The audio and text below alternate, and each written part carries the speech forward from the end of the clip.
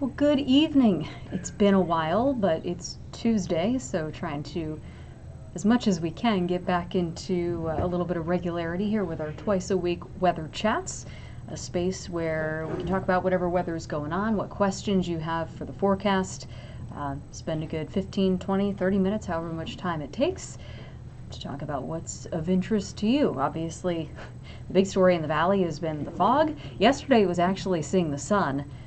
That was really nice. I know I got maybe a couple of hours of some blue sky around Sacramento. The clouds have crept back in. We're going to see them go away tomorrow for the Sacramento Valley. I still think there will be some areas in the San Joaquin Valley that are a little bit cloudy. Big change tomorrow is going to be the wind, especially for the Sacramento Valley. So we'll look at that, talk about how strong it could be. Tomorrow's trash day for you. Maybe a heads up in some spots. I don't think it's going to cause too many issues, but if you're like me, you got the decorations out. I have an inflatable snowman. It's good to know when the wind is coming to make sure those things are secure this time of the year. So we'll talk a little bit about that. We'll also look at the extended forecast because it's been, what now, over a week since we've had any kind of rain or snow, which is typical to go through a dry spell, even during the winter months. But now that it is December, we hope we don't go through too long of a dry spell, especially without snow. Which we could use. We'll also look at some of the water year numbers. The Department of Water Resources, now that it's December, has turned on a lot of their daily data that we can peek at and just see how things are going. Someone asked me about the Farmer's Almanac earlier on Facebook, so if we have a little bit of time later, maybe we can do a little bit of extra credit with that and talk about the Farmer's Almanac. Spoiler, shouldn't take them too literally, but it's fun. I know lots of people that look at it. It's fun as long as you take it with that big grain of salt. And that's anytime you're talking about any kind of extended forecast.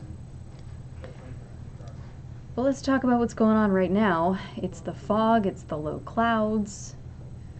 It's just kind of gloomy again. So here's one of the Caltrans cameras. This is Highway 50 right at El Dorado Hills. I heard from somebody that lives, I think off Bass Lake Road up in El Dorado Hills. It was foggy there this afternoon. Yeah, it's kind of the top of the cloud layer right now. So you can see there's some visibility, but it's just kind of murky and just kind of ugh again. It was nice to have the sun while we had it. Let's take a look at some of the visibility around the area. Let's start with the big map.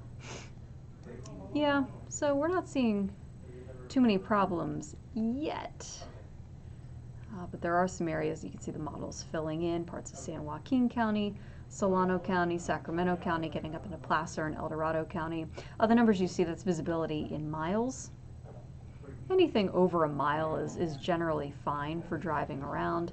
So once you get below a mile, that's where you need to get out of highway speeds, or if you're going to be on the highway, you know, no doing 70 or 75, you're doing hopefully something closer to 60, 65, something closer to speed limit. Here's a slightly more detailed view. And you can see even the airport in Fairfield, that's at Travis Air Force Base. Visibility is still at 2 miles. Auburn's the lowest visibility on this map at 1.5 miles. But we'll be watching to see if that comes down again. Now what's going to make the difference tomorrow in how quickly the fog clears out, if we get any, is going to be the wind. We haven't really talked about wind lately because we haven't really had any. Someone also did ask me, hey, why are we so prone to fog and low clouds in the valley?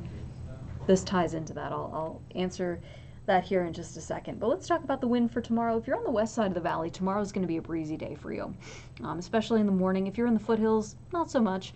If you're in Modesto, Vicky's checking in on my page from Oakdale. Vicky, I think you may be one of the spots that actually does start the day with a little bit of fog tomorrow morning.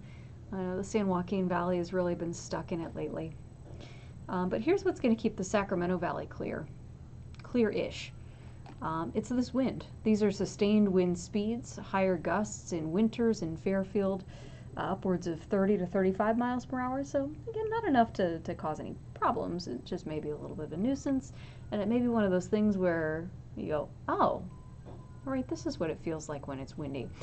So tomorrow, a day to dress warm in winters, Fairfield, Sacramento, anywhere in the Sacramento Valley. That breeze is just going to add a little extra bite to the air.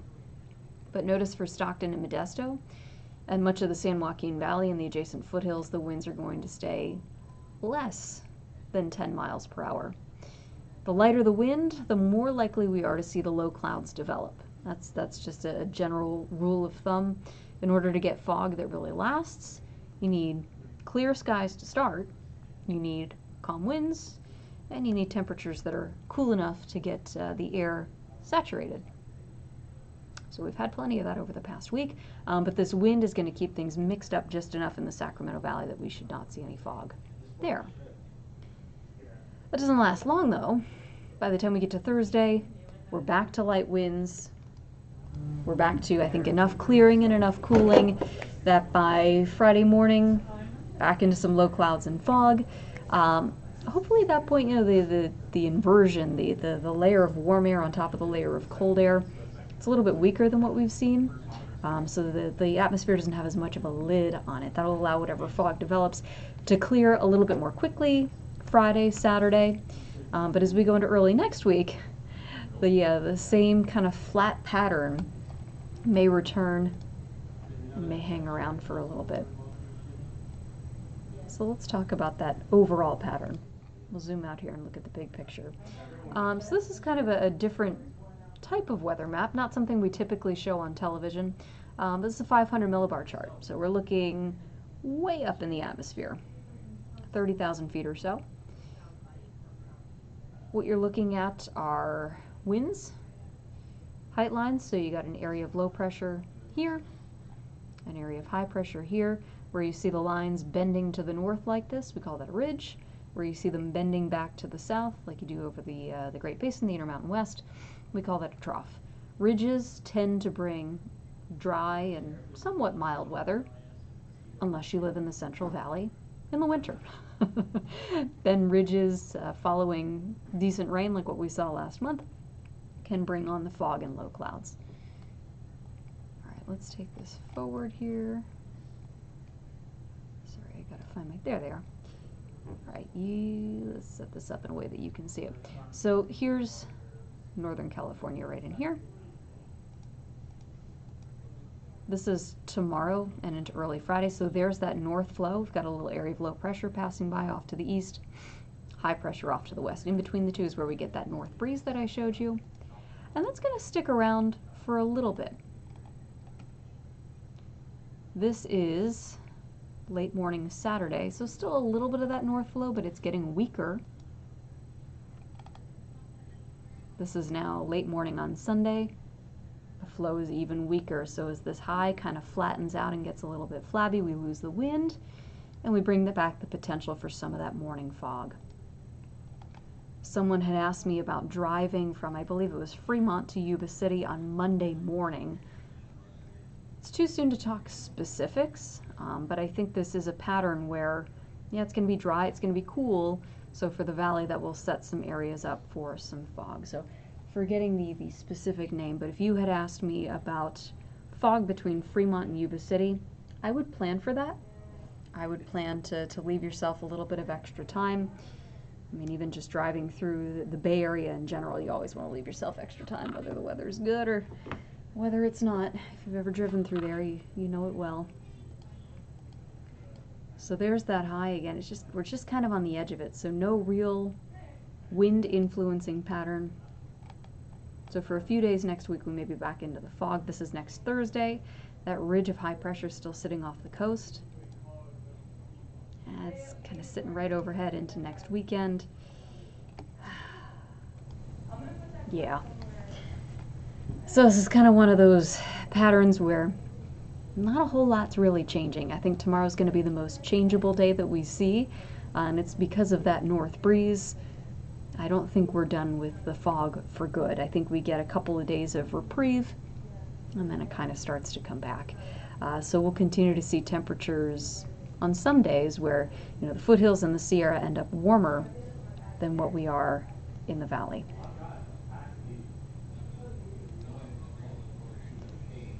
Let's see, what else do we want to talk about? Now let's look at the fog. Let me take a look at the water here next.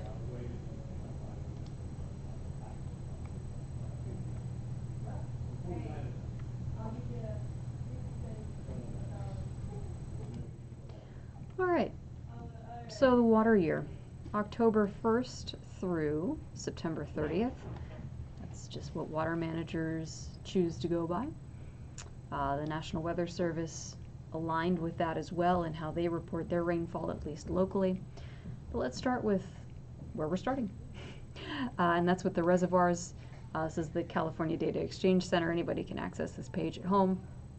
Shows us how much water is in our reservoirs right now, and what's key here is it compares it to what's normal, what's average for today's date. So for example, you look at Shasta, right now it's at 59% of capacity, so a little bit more than half full, but that's 110% of average. That's more water than what's typically in Lake Shasta at this point in the season. Oroville is right at average at about half full. Folsom, 118% of average at 47% of capacity. Got to believe the rain that we had in mid-November contributed a lot to that. New Bullards Bar, at average. Whoops. There we go. New Melones, above average. Don Pedro, above average. Trinity, yep. Sonoma, San Luis. And even the reservoirs in SoCal, at least on this page, are above average. That's great. We like starting off on the right foot. Obviously we know from rainfall, we're in really good shape for the valley, for the foothills. The Sierras had some rain too. What we need is snow, because while rain in November gets us off to a good start, we want to see consistent rain in December, January, and February at the lower elevations. Does two things: keeps the reservoirs slowly but steadily filling up, helps water managers kind of level things out a little bit. It also keeps fire season away. We've been out of it for a while. We hope to stay out of it for a while, but obviously if we go through a really long dry stretch, there could be some areas where that potential opens up again. I don't see anything like that, so don't worry about that at this point. But snow is what feeds into the reservoirs in April, May, June. So when the rainfall stops and the runoff from that stops, we have kind of a secondary, a backup reservoir, if you will. It's all that snow that melts down in the Sierra. And if you look up some of the numbers, the general number that I use is the snow melt in a good year tends to account for about 1/3 of California's drinking water. So if we have a lot of snow, we can meet that need. If we don't have a lot of snow, then water managers start planning for the potential for a deficit later in the water year. That said, it's early. It is December 2nd. Our snowpack typically peaks about the last week of March, first week of April, before the melting starts. And contrary to popular belief, it's not so much the air temperatures that force the melting, it's the angle of the sun. So as we go through the spring months, the sun angle gets higher and higher.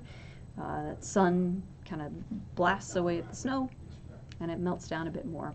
I remember it was a couple of years ago, we had tons of snow in the Sierra, and there was worry about flooding in the valley because we had, I don't even remember how many feet, but it was, I remember going up there and I could reach my hand above my head, and it was stacked above my head even still along the highway. But we didn't see any flooding because fortunately we didn't have any rainstorms come through. But the melting tends to happen at a similar rate whether you've got a ton of snow or very little snow, because it's driven by the sun angle. That was quite a digression. All of that to say, we typically see our snowpack peak at the end of March or early April, but here's where we are right now. Again, this is California Data Exchange Center. What you're looking at, snowpack water content. So how much water is in the snow if we were to melt it down right now? How much rain equivalent would that be? This isn't a perfect measure, and obviously we're making big generalizations for large areas here, but it's a snapshot of how the snowpack is looking. So the number in green, that's the percent of average for today's date, 18% for the northern Sierra. That includes the Trinity Basin, that includes Shasta. Not great. For the central Sierra, this number has actually come down over the past day. Not a surprise, we didn't see any snow. We're at 31% of average for today's date. It's a little bit better in the South Sierra, mostly because the mountain peaks in the South Sierra are much higher than they are in the central and even the North Sierra. So while we had the warmer storms come through, it was too warm for much snow around Tahoe, but the layer of cold air did scrape some of the South Sierra, so they picked up some better snowfall there. So there's room for improvement as far as the snow goes, but there's a lot of time for that improvement. That being said, let's have a little fun with the long range, shall we? The stuff we don't put in the 7-day forecast. For good reason, this time of the year there's a lot of uncertainty when it comes to that extended forecast. So, we are starting with the American model. Blue is snow, green is rain. Here's Thursday, Friday. Okay, don't pay too much mind to that off the coast. It's going to stay active to the north of the California border, Oregon and Washington, but that area of high pressure is going to continue to keep things dry. Even through the weekend, we'll see some rounds of clouds, both low and high for the valley. This is next Tuesday, we're still dry. Wednesday, the 10th. Okay, hints at a little something there for far northern California. Trinity, Del Norte County.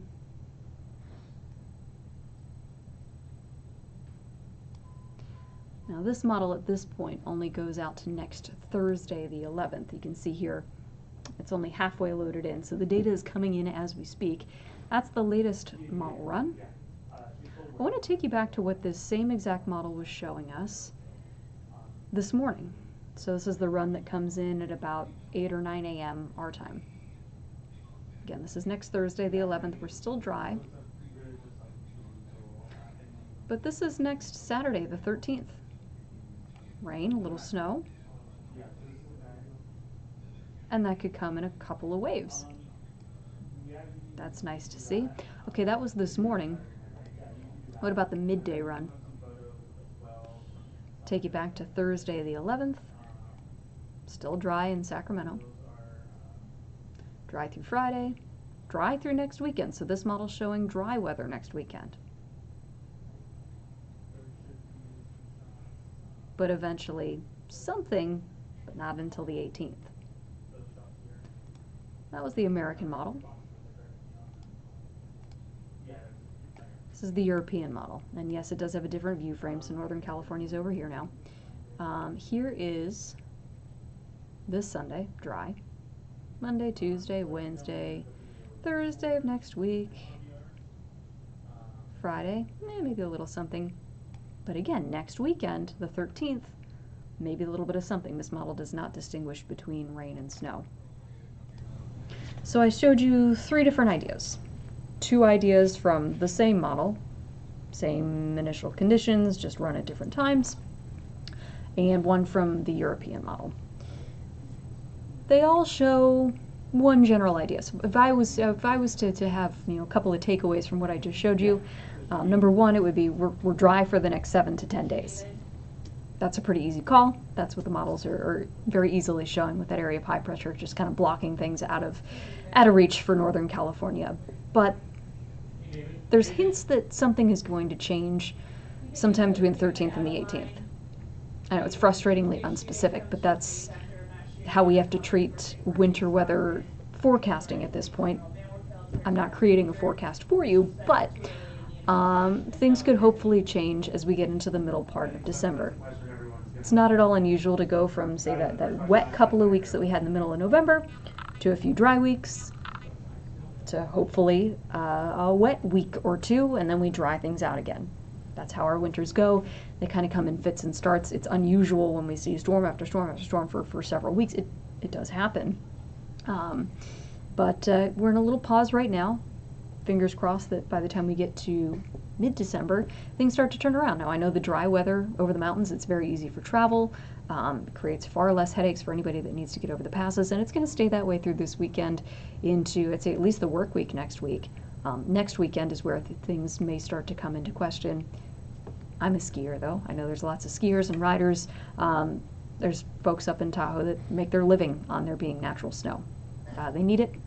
Really haven't seen it yet. The Tahoe airport, under an inch of snow so far this season at 6,200 feet.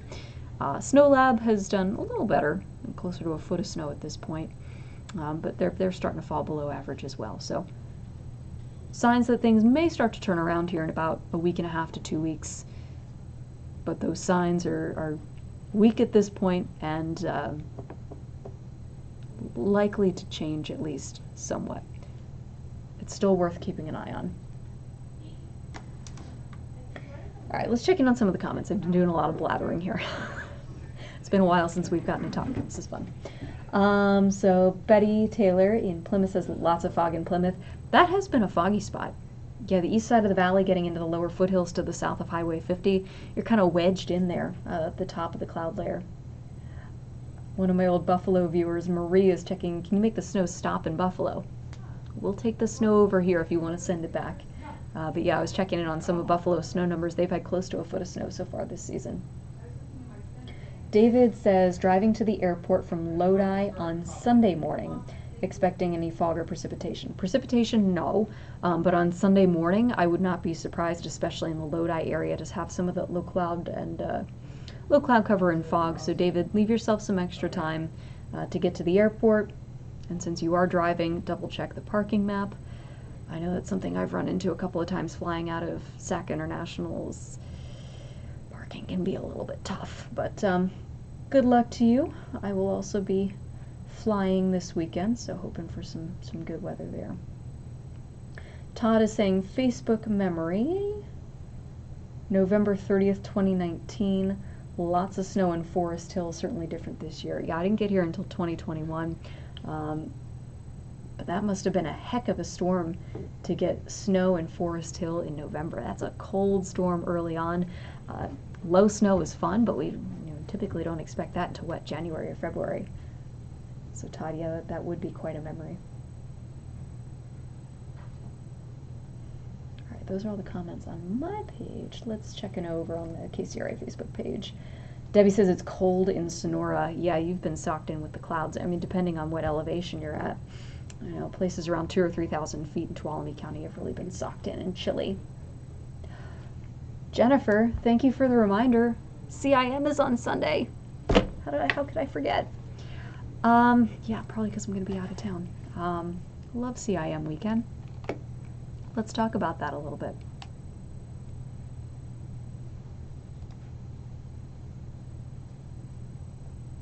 I think the easiest way to do this will be to pull up our 7-day.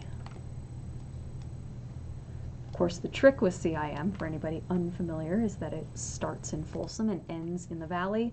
So you've got a range of weather conditions that we could be talking about. Sunday's I think that's the start of one of those days where we could start to see some of the low cloud cover drifting back into the valley. It's too soon to talk about how long it could last, how widespread it could be. But if you are going to be running CIM, especially if you're relaying and if you're doing the first leg, you got to dress warm. Temperatures will be in the upper 30s to low 40s. It's probably going to be cloudy, especially in the Folsom area. The cloud cover, the dampness just kind of adds to it. The good news is Sunday the wind is going to be light, and it's going to be dry, so that's great. And actually, I find when I run long distances, I actually prefer it to be cloudy. That's just me. I tend to warm up very quickly when I'm running, riding, anything like that. So really, for a marathon, that's pretty good. Light winds, dry conditions, and staying cool. So for CIM on Sunday, it's going to be chilly. There may be some areas where the visibility is a little but I mean, when you're running, hopefully that's not too big of an issue. Of course, there's lots of escorts and security along the way, making sure cars stay away, so that's not a concern. But if I were running CIM on Sunday, I think I'd be pretty happy with that forecast. That's just me. You just got to get creative with your layering for the start line. I know I have a coworker, one of our producers, he likes to go to a consignment shop, find a bathrobe, throw that on, and then at the start line they have the collection bins where they take all the clothing donations. They end up going back to consignment or Goodwill, so bathrobe. I like that creative idea for staying warm. Jennifer, thank you for reminding me that CIM is on Sunday. I can't believe how fast December is going. Ashley says she's freezing. Dave says we need a rain dance, we need more wet weather. We're good on rain. It's the snow that we really need at this point, but I agree.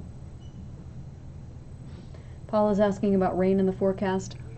Not for the next 10 days. We'll see what happens as we get into the middle part of December. That's the next hint that things could be changing and going back towards wetter weather. Max is asking about Eureka this weekend with the high school pre-state championship.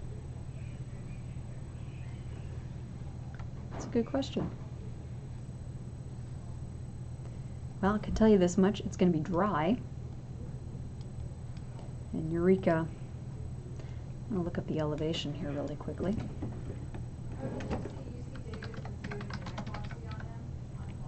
I did not, but I did, I mean, they're still trying to confirm his death. I mean, you want to put necropsy in there. Oh, no, I know, but you see. Oh, I mean, if you wanted to mention that in the script, it's in the 10, it's in the E-block at 10. Okay, yeah, I don't care about. So yeah, Eureka, one of those spots at about 20 feet where, yeah, if we start to see some of that fog and low cloud cover creeping back in, Eureka could be one of those spots that gets a little socked in, a little drizzly. So if you're going to be outdoors, I know state sporting events for high school can be all day long. Make sure you're dressing nice and warm. Maybe have a waterproof layer just in case it does get a little bit drizzly. Saturday maybe more so than Sunday, but I mean certainly nothing I would call rain and nothing all that windy. Stuart says we usually see dry spells like this in December, January. Yeah, it's not at all unusual to see dry spells through the winter months. It's just I think a lot of people were, myself included, it was exciting to see November and even October start off as well as it did. So then it kind of takes the wind out of our sails when things do slow down. But always important to remember that it does slow down, and that's good.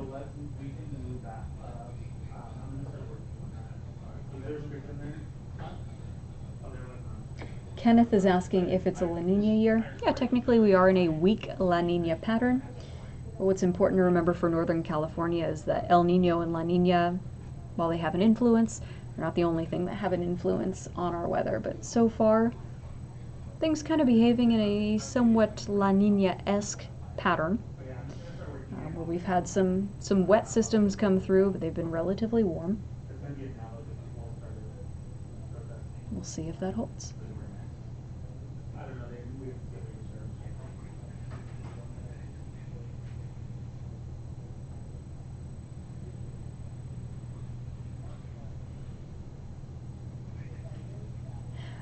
David's responding, go Bills. Yeah, go Bills.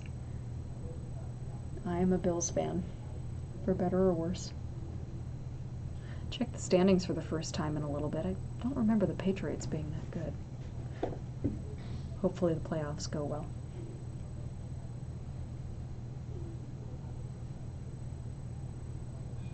Larry, yes, I had answered your question earlier. You're going from Fremont to Yuba City Monday morning. I do think there could be a little bit of fog on your drive, so be ready for that.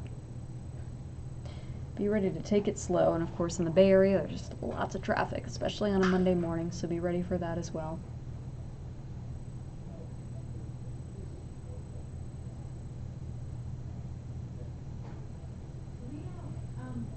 All right. Well, this was fun. It was nice to get a lot of comments, a lot of engagement, especially on the Facebook pages. If you're watching on YouTube, remember you can post your comments there as well. I check those too. But the takeaway for the next few days, wind tomorrow for the valley. Nothing crazy, but enough to sweep out the clouds for a little bit. I think they're coming back around this weekend. 7-day forecast is dry, but I think we're going to get back into that pattern where the valley sees the low clouds and fog daily.